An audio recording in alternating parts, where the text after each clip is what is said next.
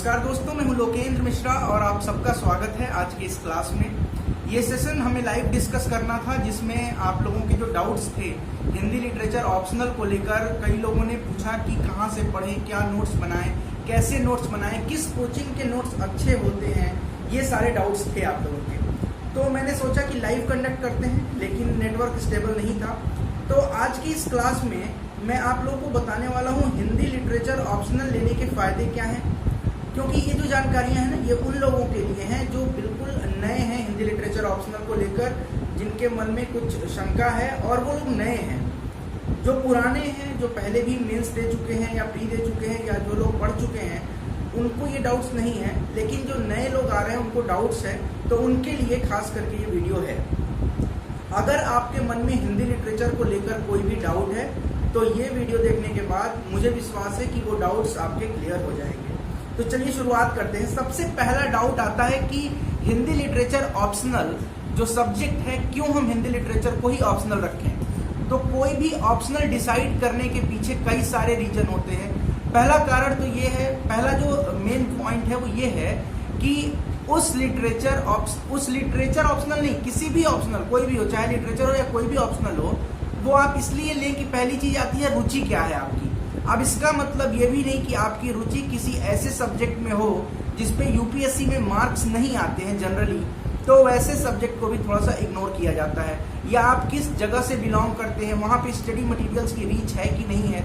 हालांकि अब तो ऑनलाइन होने के चलते स्टडी मटेरियल्स की रीच लगभग हर जगह हो चुकी है, फिर भी कभी कभी ये डाउट आता है कि हमें वो जो ऑप्शनल हमने लिया है उसके मटेरियल्स मिल पाएंगे कि नहीं।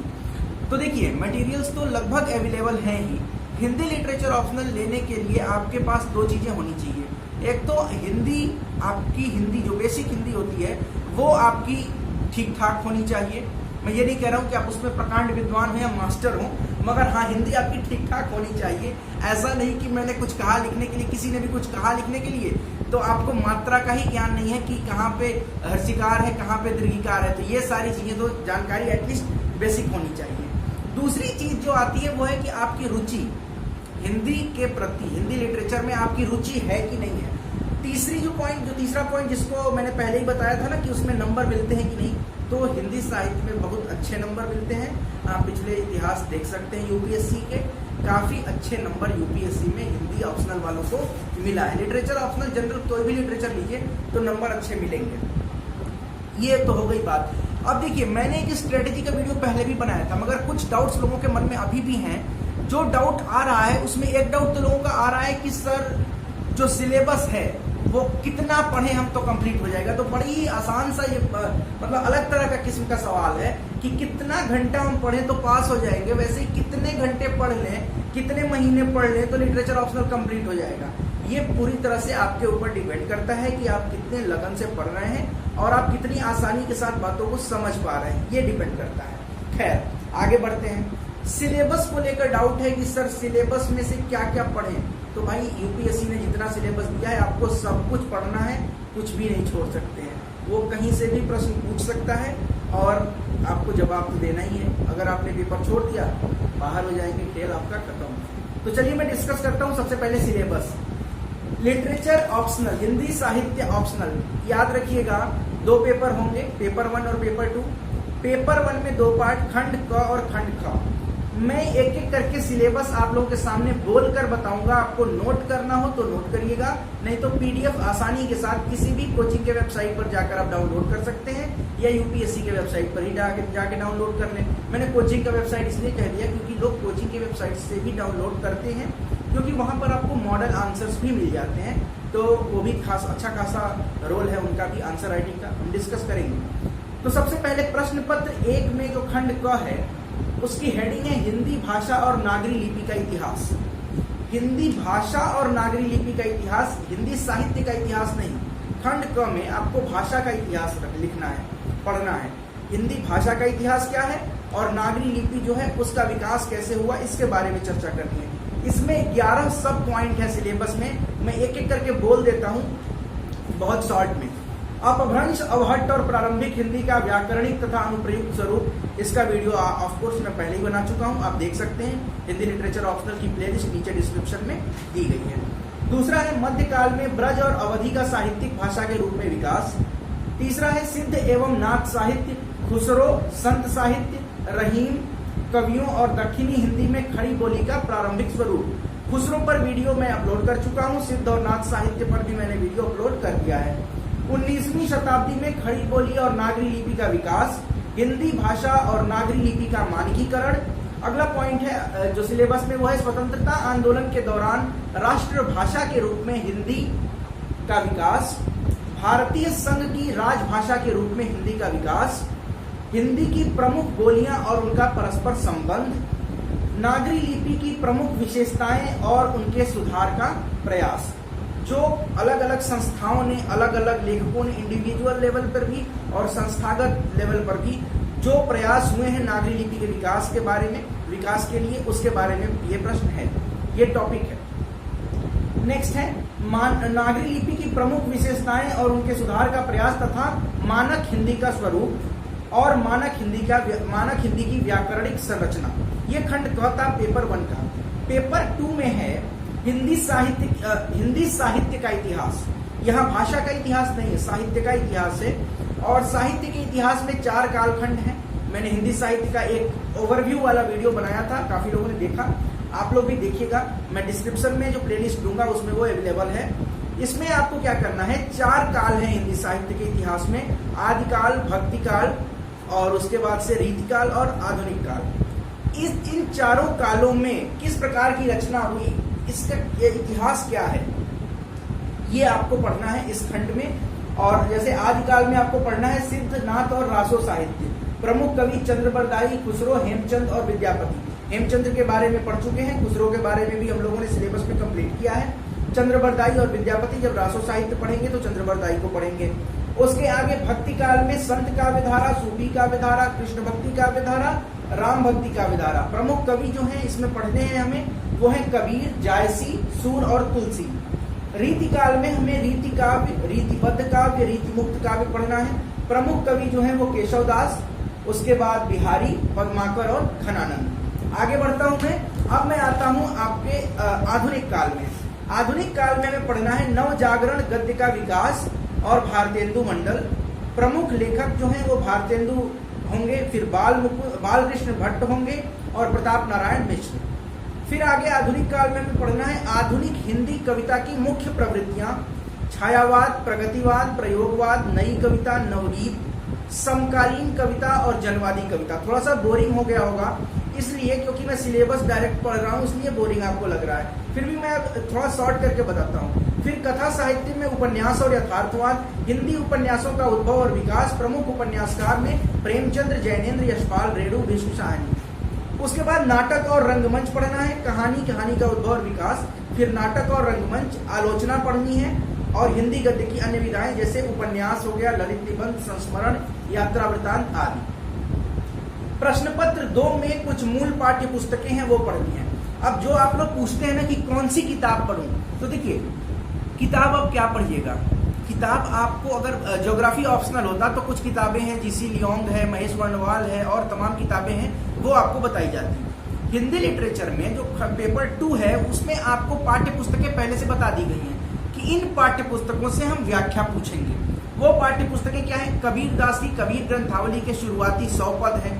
उसके बाद सूरदास के भ्रमर गीत सार के आरंभिक 100 पद, और फिर तुलसीदास के रामचरितमानस का सुंदरकांड, कवितावली का उत्तरकांड में देखकर बता रहा हूँ। जायसी का पद्मावत है, उसमें भी सिंघल द्वीप खंड और नागमती का वियोग वर्णन, नागमती वियोग खंड। उसके बाद बिहारी रत्नाकर के आरंभिक 100 दोहे पढ़ने हैं। मैथिली शरण गुप्त की भारत भारती पढ़नी है। अलग अलग पुस्तकें हैं ये जो आप लोग पूछते हैं ना, तो ये मूल पाठ्य पुस्तकें हैं। पीडीएफ मिल जाए तो पढ़ लीजिए, और अगर आपके पास किताबें हैं, हार्ड कॉपी है तो जब सबसे अच्छा है, क्योंकि हार्ड कॉपी पढ़ने का अपना एक अलग आनंद है। आप उसमें अंडरलाइन कर सकते हैं, कुछ बातें आपको लिखनी हो तो वहां पर लिख भी सकते हैं, और बड़ी ही मतलब अच्छा लगता है पढ़ना। मोबाइल से भी पढ़ सकते हैं पीडीएफ में, लेकिन अगर किताबों से पढ़ें तो और बढ़िया बेहतर है। प्रसाद की कामायनी है जिसमें चिंता और श्रद्धा सर्ग है। उसके बाद निराला का राग विराग, जिसमें राम की शक्ति पूजा और कुकुरमुत्ता।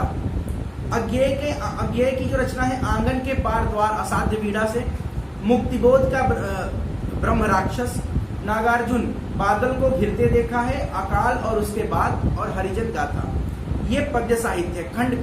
खंड ख में आपको गद्य साहित्य में पढ़ना है भारत दुर्दशा भारतेंदु हरिश्चंद्र की, आषाढ़ का एक दिन मोहन राकेश, रामचंद्र शुक्ल के चिंतामणि भाग 1 कविता क्या है, श्रद्धा भक्ति। ठीक है। निबंध निलय, संपादक है डॉक्टर सत्येंद्र, बालकृष्ण भट्ट, प्रेमचंद, गुलाब राय, हजारी प्रसाद द्विवेदी, रामविलास शर्मा, कुबेरनाथ राय और अज्ञे। प्रेमचंद की रचनाओं में गोदान पढ़ना है। प्रेमचंद की सर्वश्रेष्ठ कहानियां जो हैं, मानसरोवर भाग 1 से संबंधित जो कहानियां हैं अमृत राय के संपादन में, वो पढ़नी है। इसके अलावा प्रसाद, जयशंकर प्रसाद का स्कंदगुप्त नाटक, यशपाल की दिव्या, रेणु का मेला आंचल, मन्नू भंडारी का महाभोज और राजेंद्र यादव की एक दुनिया समानांतर। ये पिछले 5 मिनट में मैंने हिंदी लिटरेचर के पूरे सिलेबस को आपके सामने पढ़कर सुना दिया है। ठीक है, पढ़कर सुना दिया है। अब मैं डिस्कस करता हूं अगला जो हमारा पॉइंट है कि नोट्स कहां से लें, किस कोचिंग के लें। तो हिंदी साहित्य के लिए बहुत सारे कोचिंग्स हैं जो ऑफलाइन भी हैं और ऑनलाइन भी संचालित होती हैं। ऑफलाइन में खास करके दृष्टि IAS है, विजन IAS है। ये जो कोचिंग्स हैं इनके नोट्स आप इसके DPP जो होती है ना, डिस्टेंस लर्निंग प्रोग्राम, DLP, वो आप मंगा सकते हैं। खर्च करके पैसा आप वहां से खरीद सकते हैं और पढ़ सकते हैं। इसके अलावा आपको यदि नोट्स आप खुद से बनाएं तो सबसे बेहतर कहा जाएगा, क्योंकि नोट्स बनाते समय आपका ध्यान, आप एक बार उसको पढ़े होंगे, पढ़कर आप नोट्स बना रहे हैं तो उससे फायदा आपको होना है। अल्टीमेटली हमारा लक्ष्य है आंसर राइटिंग करना। आंसर राइटिंग यानी कि किसी भी उत्तर को कितने अच्छे तरीके से आप प्रेजेंट कर सकते हैं, उसी पे हमें नंबर मिलना है। अगर पूछ दिया कोई प्रश्न, सपोज करिए पूछ दिया केशव दास के बारे में, तो केशव दास के बारे में जो प्रश्न अगर पूछता है तो केशव दास के बारे में आपको मालूम भी तो होना चाहिए। तो ये कुछ चीजें होती हैं जो आपको मालूम होनी चाहिए। मैं बताता हूँ आपको कि कैसे प्रश्न आए हैं तो चलिए मैं आपको बताता हूँ कि पिछले समय हिंदी साहित्य में किस प्रकार के प्रश्न आए हैं, इसके बारे में हम चर्चा करते हैं।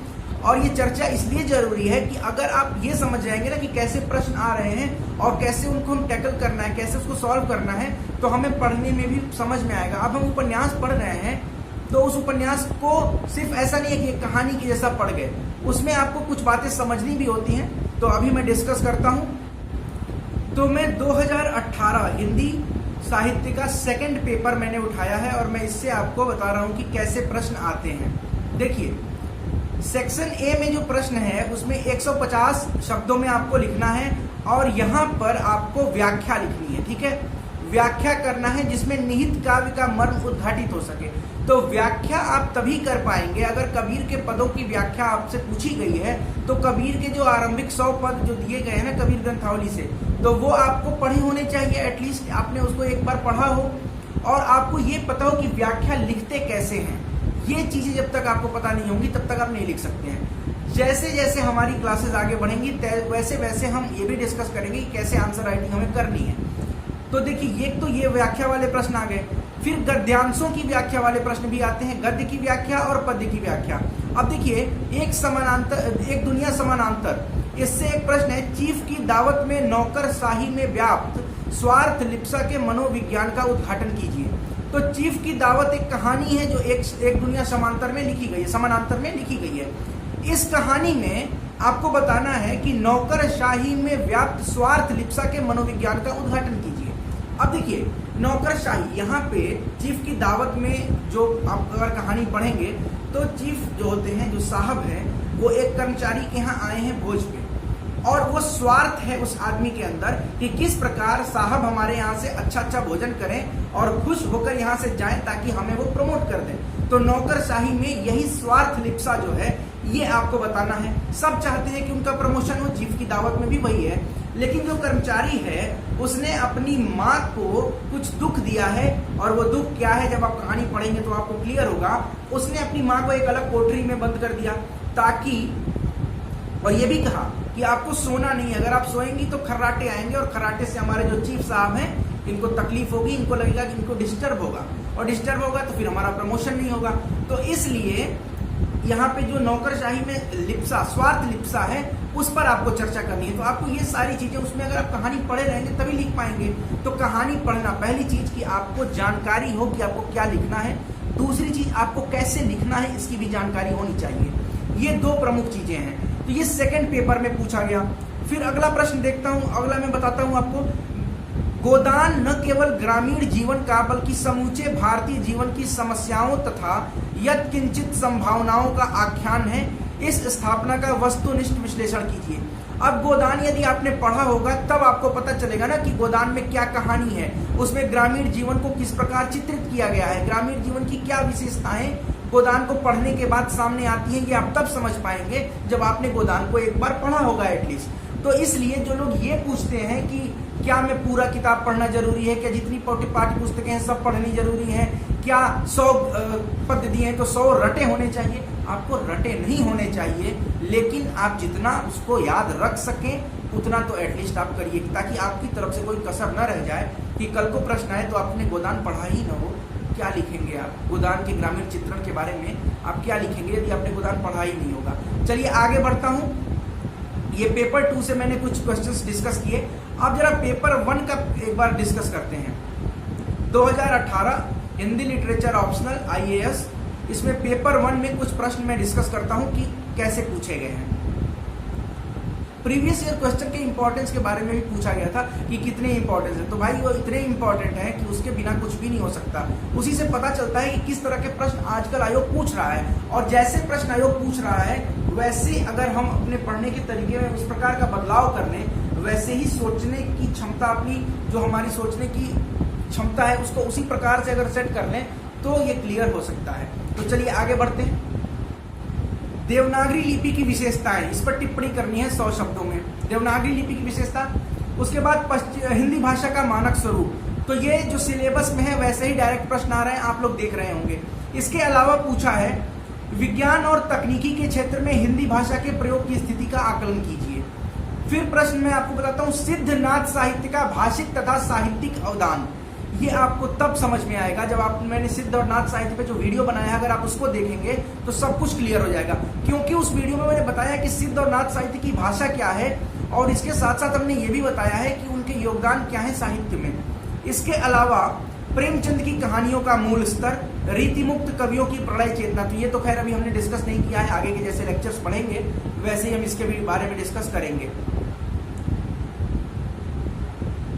खड़ी बोली हिंदी के साथ उसकी प्रमुख बोलियों के अंतर संबंध पर प्रकाश डालें। तो आपको जब खड़ी बोली पता होगी क्या है, अमीर खुसरो के बारे में हमने पढ़ा है, उसके बाद हिंदी की बोलियां जब हम पढ़ेंगे और उनके बीच में जो संबंध है उसके बारे में पढ़ेंगे, तो ये सब डिटेल बातें जो है कैसे आंसर लिखना ये समझ में आएगी। अब देखिए, अच्छा प्रश्न लिखना ये अपने आप में एक चुनौतीपूर्ण काम है। प्रश्न लिखना मतलब उत्तर लिखना है तो ये तो आसान है, आप उत्तर लिख देंगे, लेकिन अच्छा उत्तर लिखने के लिए हमें बार बार प्रैक्टिस करनी पड़ेगी। अब प्रश्न जो पूछा है हमें वही लिखना है। प्रश्न पूछ दिया कि हिंदी भाषा खड़ी बोली का उसके बोलियों के साथ, हिंदी भाषा का उसके बोलियों के साथ अंतर संबंधों पर टिप्पणी करिए। तो अब इसमें आप हिंदी का इतिहास नहीं लिखेंगे, इसमें आप हिंदी की बोलियां क्या कौन कौन सी हैं और उसके साथ साथ हिंदी दोनों के बीच में संबंध क्या है, व्याकरणिक संबंध हो, भाषागत संबंध हो, किस प्रकार से उसको आप लिखेंगे ये डिपेंड करता है। और हिंदी के पेपर में भी हम डायग्राम बना सकते हैं कई बार, वो हम जैसे जैसे क्लास आगे बढ़ेगी वैसे डिस्कस करेंगे। तो ये हो गई कि क्या क्या चीजें पढ़नी है। तो मूल पाठ्य पुस्तकें मैंने बता दी कौन कौन सी पढ़नी है। नोट्स आपको मैंने बताई किन किन कोचिंग्स के नोट्स आप ले सकते हैं, इसके अलावा आप खुद से नोट्स बना सकते हैं। इसके अलावा प्रीवियस ईयर क्वेश्चंस कितने इंपॉर्टेंट है ये भी हमने बताया आपको। हर बार ऐसे ही प्रश्न आएंगे। हिंदी भाषा का देवनागरी लिपि की विशेषता लिखने को आएगी, देवनागरी लिपि की वैज्ञानिकता लिखने को आएगी, देवनागरी लिपि के विकास के बारे में लिखने को आएगा, विकास के लिए क्या प्रयास किए गए इसके बारे में लिखने को आएगा। तो ये सब जो प्रश्न हैं आपके मन में, ये ऐसे ही क्लियर होंगे जब आप जैसे जैसे हमारी क्लासेस आगे बढ़ेंगी। सारे वीडियोस फ्री हैं, आपको एक पैसा नहीं पे करना है, सिर्फ आपको नोट्स खुद से बनाने होंगे, इतनी तो आपको मेहनत करनी पड़ेगी। मैं नोट्स आपको नहीं दूंगा। मैं जब पढ़ाता हूँ तो लास्ट के 5 मिनट में जब मैं रिवाइज कराता हूँ, वीडियो के लास्ट के 35 मिनट का वीडियो है, 30 मिनट मैंने पढ़ाया, लास्ट के 5 मिनट में जो मैं बोलता हूँ उसको अगर आप पॉज करके लिख लें तो आपके आंसर राइटिंग में वो काफ़ी हेल्प करेगा। ठीक है। इसके अलावा जो पेपर 1 है हिंदी भाषा का इतिहास, उसके लिए डॉक्टर हरदेव बहारी की किताब है हिंदी भाषा और उद्भव शायद इस नाम से है, तो उसके बारे में आप वो बुक खरीद सकते हैं उसके लिए। इसके अलावा हिंदी साहित्य के इतिहास के लिए डॉक्टर हरेराम पाठक का हिंदी साहित्य का सुगम इतिहास है, ये तो बुक शायद अमेजन वगैरह पे नहीं मिले, उनसे कांटेक्ट करने पर ही मिलेगा। अगर आप लोगों को ज़रूरत होगी तो मुझे बताइएगा, तो मैं उनसे कांटेक्ट करके किताबें आप लोगों तक पहुंचवाने का प्रयास करूंगा। खैर, हमने क्या क्या डिस्कस किया अब तक मैं बताता हूँ। सिलेबस डिस्कस किया, हिंदी लिटरेचर ऑप्शनल क्यों ने ये डिस्कस किया, कहाँ से पढ़ें ये डिस्कस किया, नोट्स किस कोचिंग के लिए ये डिस्कस किया, कौन सी किताबें पढ़ें, प्रीवियस ईयर क्वेश्चंस कहाँ से डाउनलोड करें ये भी बता देता हूँ। यूपीएससी के वेबसाइट पर जाकर डाउनलोड कर लीजिए। इसके अलावा गूगल पर आप लिखिएगा previous year Hindi literature question, तो कई सारे कोचिंग संस्थान के वेबसाइट खुलेंगे, वहां से आप डाउनलोड कर लें, जहां से मन करे वहां से कर लें। इसके अलावा मॉडल आंसर्स कहाँ से डाउनलोड करें, जितनी भी कोचिंग्स हैं सबके वेबसाइट पर आपको मॉडल आंसर मिल जाएगी, चाहे दृष्टि IAS हो, विजन IAS हो। यहाँ पर आपको टॉपर्स की कॉपियां भी मिल जाएंगी, वहां से आप देख सकते हैं कि उन लोगों ने किस प्रकार आंसर राइटिंग की है। काफी बदलाव होगा आपकी आंसर राइटिंग में, एक बार अगर आप लोगों ने उस बात को समझ ली तो। खैर, अब हम क्या बात करें, लगभग सारे पॉइंट्स क्लियर हो गए मुझे जैसा लगता है। लाइव सेशन होता तो आपके प्रश्न आते तो भी मैं डील करता, हालांकि जिन लोगों ने प्रश्न भेजे थे उन लोगों के प्रश्न मैंने लगभग इसमें डिस्कस कर ही लिए हैं। ठीक है, अब आपको करना क्या है, करना यह है कि मैं रोज एक वीडियो डालता हूं हिंदी लिटरेचर ऑप्शनल का। चैनल को अगर आपने सब्सक्राइब नहीं किया है तो चैनल सब्सक्राइब कर लीजिए, नोटिफिकेशन बेल प्रेस कर लीजिए, टेलीग्राम चैनल से जुड़ जाइए। रोज एक वीडियो हिंदी लिटरेचर का मैं कोशिश करता हूं कि आ जाए, अगर रोज नहीं तो 2 दिन में तो एक लेक्चर आ ही जाए। और मुझे पूरा विश्वास है कि इस तरह से अगर हम लोग करेंगे तो 3-4 महीने में हिंदी लिटरेचर ऑप्शनल खत्म होगा। मैं ज़्यादा कम समय ये नहीं कि मैं 15 दिन में खत्म करा दूँ, 1 महीने 2 महीने में, मेरे बस की बात नहीं है, आपके ऊपर है आप कितना पढ़ते हैं। हाँ, मैं अपनी तरफ से मैं ये भी बता दूं कि मैं हिंदी का बहुत बड़ा ज्ञाता नहीं हूँ, न तो मैं हिंदी से पढ़ा हूँ, न तो मैं हिंदी का PhD हूँ। बस मैं हिंदी मेरा पैशन है और मैं खुद मेरा ऑप्शनल हिंदी रहेगा, इसलिए मैं पढ़ता हूँ और जितना मैंने पढ़ा है हिंदी उसी के हिसाब से मैं आपको पढ़ाता हूँ। ठीक है, मैं हिंदी का विद्वान नहीं हूँ, मैं फिर से कह रहा हूँ मेरे भाइयों, जो लोग भी देख रहे हैं, हिंदी का PhD नहीं हूँ मैं, मुझे हिंदी के बारे में बहुत ज़्यादा ज्ञान नहीं है। हाँ, लेकिन जितना ज्ञान है उतना ज्ञान इतना तो है ही कि जो बिगिनर है, जो शुरुआती है। अब देखिए, कुछ लोग ऐसे हैं जो साइंस बैकग्राउंड के हैं, इंजीनियरिंग बैकग्राउंड के हैं, उनको हिंदी लिटरेचर ऑप्शनल लेना हो तो वो डायरेक्ट बहुत ऊपर से पढ़ाई नहीं करेंगे, उनको बेसिक पढ़ना होगा। और उनके लिए तो मेरा वीडियो जरूर फायदेमंद होगा, क्योंकि मैं जिस लेवल से उठा के पढ़ाऊंगा वो बहुत कम लेवल से मैं उठा रहा हूँ, और लो लेवल से अगर हम पढ़ाई करेंगे तब भी सफल होंगे, तब भी हमारे पास पर्याप्त टाइम है। 3-4 महीने अगर हम लगातार वीडियोस एक वीडियो करते हैं तो काफ़ी वीडियोस हो जाएंगे, 150-200 वीडियो हो जाएंगी। 150-200 इसलिए हो रही है ना क्योंकि मैं 2 घंटे का वीडियो अपलोड नहीं करता हूँ, मैं 30 मिनट 35 मिनट का करता हूँ। एक टॉपिक पे मैं 2-2 घंटे का वीडियो अपलोड करूँ तो जल्दी हो जाएगा, लेकिन क्या है कि 2 घंटे का वीडियो मैं अपलोड भी नहीं कर सकता हूँ और कोई देख भी नहीं सकता है। तो 30-35 मिनट के वीडियोज हैं, एक दिन में आप उसको खत्म करिए, उसके नोट्स बनाइए, शॉर्ट नोट्स बनाइए, जैसे बनाना है आपको बना लीजिए। मैं बीच में बोलता हूँ वो भी आपको याद रखना है, पॉज करके नोट्स बनाना है, मैंने पहले ही बताया है। तो मुझे विश्वास है कि आपके सारे डाउट्स कहाँ से पढ़ें, क्या पढ़ें, सब खत्म हो चुके होंगे। इसके अलावा भी होने तो नहीं चाहिए, अगर हैं डाउट आपके इसके अलावा भी तो जरूर कमेंट बॉक्स में बताइएगा, मैं पूरी कोशिश करूंगा कि उसको मैं डील करूं।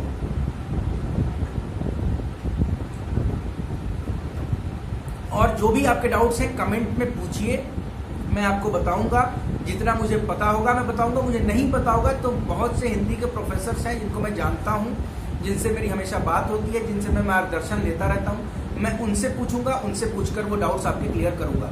आंसर राइटिंग के लिए मैं फिर से आपको कहता हूं प्रीवियस ईयर पेपर जरूर देखें, कोचिंग संस्थान के वेबसाइट पर जाएं, जो भी कोचिंग है इंडिया में, दृष्टि है, विजन है, जो भी है, मैं सबका नाम नहीं ले सकता हूं, 2 का ही नाम ले रहा हूं क्योंकि इन दोनों को मैंने देखा है, इनके मटेरियल्स अच्छे हैं, काफी अच्छे हैं। तो आप वहां से टॉपर्स के पेपर्स डाउनलोड करिए जो उन लोगों ने आंसर लिखे हैं, और वहां से अगर आप डाउनलोड करेंगे तो आपको समझ में आएगा कि उत्तर कैसे लिखना है। चलिए, तो आशा करता हूं कि ये बातें आपको समझ में आ गई होंगी। चलिए एक क्वेश्चन में डिस्कस कर देता हूं 5 मिनट में, बस एक क्वेश्चन। प्रश्न है, सोदाहरण स्पष्ट कीजिए कि सूर ने योग मार्ग को संकीर्ण, कठिन और नीरस तथा भक्ति मार्ग को विशाल, सरल और सरस बना दिया है। इस प्रश्न में पूछ रहा है कि सूरदास ने योग मार्ग को, यानी कि ज्ञान मार्ग आप कह सकते हैं, इसको संकीर्ण और कठिन और नीरस बना दिया है, जबकि भक्ति मार्ग को सूरदास ने क्या किया है, बहुत ही सरल और सरस बना दिया है, मधुर बना दिया है।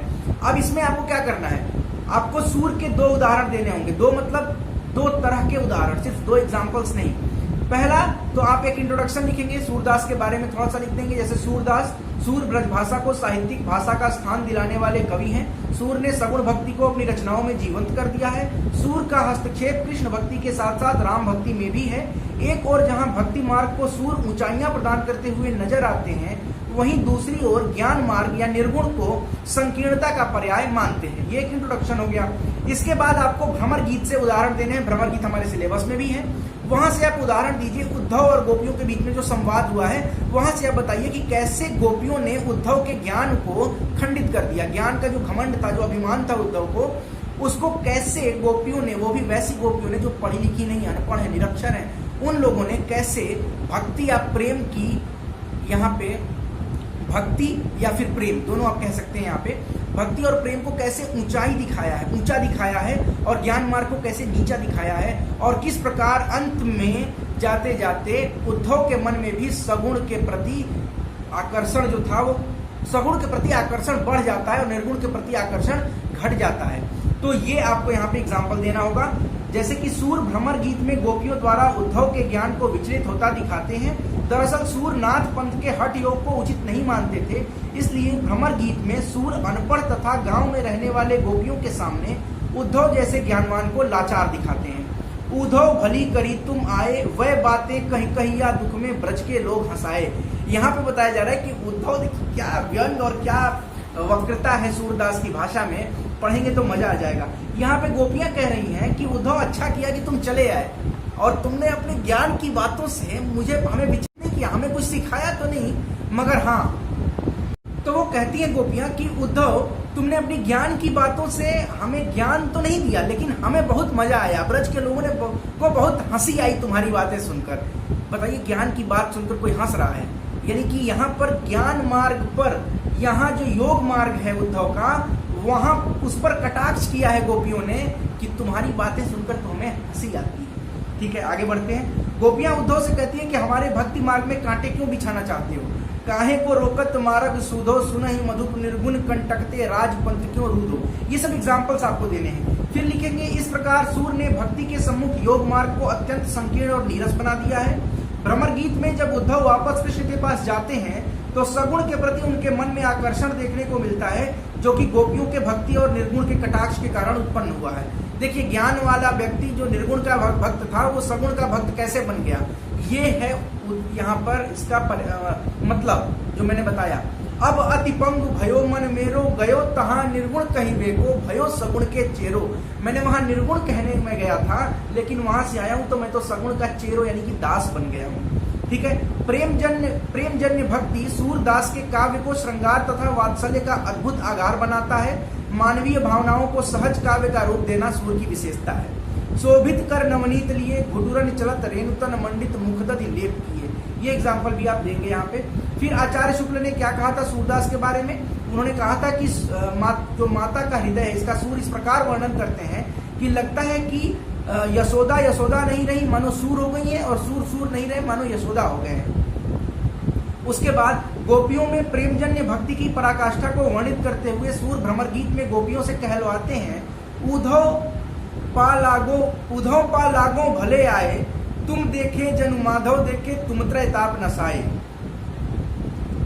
सूरदास की भक्ति भावना सगुण है। भ्रमर गीत के माध्यम से एक और जहां सूर निर्गुण तथा योग मार्ग को हीन और नीरस दिखाते हैं, वहीं दूसरी ओर सगुण तथा भक्ति मार्ग को सरल और सरस भी बनाते हैं। भक्ति पंथ को जो अनुसरे सो साष्टांग योग को करे। जिसने एक बार भक्ति के पथ को अनुसरण कर लिया है, वो योग मार्ग, वो साष्टांग योग क्यों करेगा कोई योग, यदि उसने भक्ति को अपना लिया है। तो यहाँ पर भक्ति की प्रधानता और भक्ति को सरल और सरस दिखाते हैं सूरदास भ्रमर गीत के माध्यम से। अब कंक्लूजन में आप लिख सकते हैं, अतः यह कहना कि सूर के काव्य योग मार्ग को संकीर्ण और कठिन बनाते हैं तथा भक्ति मार्ग को सरल और सरस तथा विशाल बनाते हैं, पूर्णतः तार्किक और सत्य है। तो हमने पहले प्रूफ किया इस चीज को कि किस प्रकार से ये सत्य है, और फिर लास्ट में हमने कंक्लूजन उसमें दे दिया। तो इस तरह के प्रश्न होते हैं, कुछ आलोचनात्मक प्रश्न होते हैं। जैसे जैसे हमारी श्रृंखला आगे बढ़ेगी, हम उन प्रश्नों के मॉडल आंसर्स भी आपके साथ डिस्कस करेंगे। मुझे पूरा विश्वास है कि जिसके कारण मैंने आज ये वीडियो बनाया, जिन बातों को डील करने के लिए, वो सारी चीजें आपके मन में क्लियर हो गई होंगी। अगर आपको वीडियो अच्छा लगता है तो लाइक करें, अगर आपको वीडियो अच्छा लगता है तो लाइक करें, और अगर आपके मन में कोई डाउट हो तो कमेंट करें। और आप ऐसे भी कमेंट कर सकते हैं, वीडियो अच्छा लगा, खराब लगा, जो भी लगा आप बताने के लिए स्वतंत्र हैं। बिल्कुल आपकी आलोचनाओं को भी मैं लेने के लिए तैयार हूँ।